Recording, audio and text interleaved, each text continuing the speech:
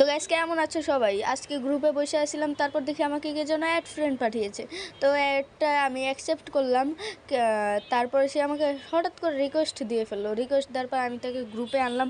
গ্রুপে সে আমাকে বললো আমার সাথে একটা কাস্টম ট্রায়াল দিতে চাই, কেননা সে আরেকবার নাকি আমাদের মানে গিল্ডে অ্যাড হতে চেয়েছিল, বাট হতে পারে নাই। তো তাকে আমি নিলাম সুন্দর মতো। নেওয়ার পর সে দেখতেছি খুব ভালো খেলছে। প্রথম 2 রাউন্ড কিন্তু আমাকে খুব সুন্দরভাবে হেডশট মারিয়ে দিচ্ছে। 3 নাম্বার রাউন্ডেও কিন্তু খুব সুন্দরভাবে একটা ওয়ান টেপ মারিয়ে দিচ্ছে। যেহেতু ট্রায়াল 1v2 কিংবা 1v3 করাই আমরা, আমাদের কোনো টিমমেট গিল্ডের অ্যাক্টিভ ছিল না, এর জন্য আমি একাই 1v1 করতেছিলাম। তো 6টা লাস্টে দিয়ে ও আমাকে 6টা রাউন্ড মারার পর লাস্টের রাউন্ডও মেরে দিল।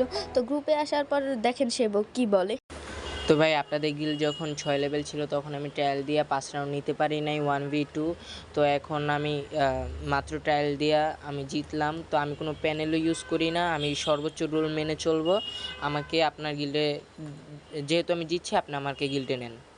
তো দেখতেই পারলে ছেলেটা অনেক ভালো খেলে, তো ওকে আমরা গিল্ডে নিয়ে নিলাম। কিছুদিন পরে ওর 1v3 একটা ম্যাচ হবে, সেটা যদি ও উইন হতে পারে তাহলে ও আমাদের গিল্ডে থাকবে, না হলে থাকবে না।